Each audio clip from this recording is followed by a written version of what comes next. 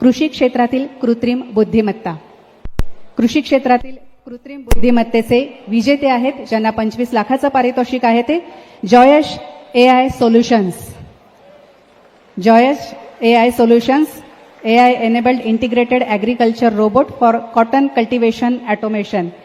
यांचं जोरदार टाळ्यांनी स्वागत करूया. प्रथम क्रमांकाचं पारितोषिक विजेते आहेत ते असे कृषी क्षेत्रातील कृत्रिम बुद्धिमत्ता या विषयावरती.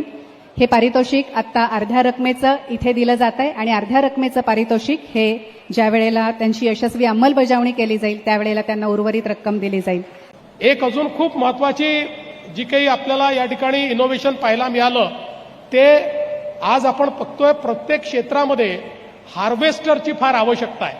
कारण कापणी करता आपल्याला आज मोठ्या प्रमाणात लेबरही लागतो, पैसाही लागतो, अडचणी येतात आणि कॉटन हार्वेस्टर जे त्या ठिकाणी तयार केलेलं आहे ते अतिशय उत्तम आहे. कारण आपल्याला माहिती आहे की कापूस वेचण्याकरता खूप मोठ्या प्रमाणात खर्च येतो. म्हणजे कापसाचा जो शेतकरी आहे त्या शेतकऱ्याला कापूस वेचण्याचा जो खर्च आहे त्याच्यामुळे खरं म्हणजे कापसाचे भाव हे त्याला परवडत नाही अशा प्रकारची अवस्था येते.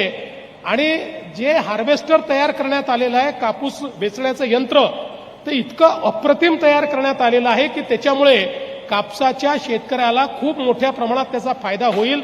पण नुसतं यंत्रच तयार केलेलं नाही तर कापसाच्या संदर्भात या ठिकाणी एआयचा उपयोग करून पूर्ण क्रॉप चेन तयार केलेली आहे. म्हणजे कापसाच्या संदर्भातली जी सगळी शेती आहे ही सगळी शेती या चेनच्या माध्यमातून आपण त्या ठिकाणी पेरणीपासून कापणीपर्यंत सगळ्या पद्धती आपल्याला मेकनाइज पद्धतीनं करता येतील अशा प्रकारचं देखील काम या ठिकाणी करण्यात आलेलं आहे.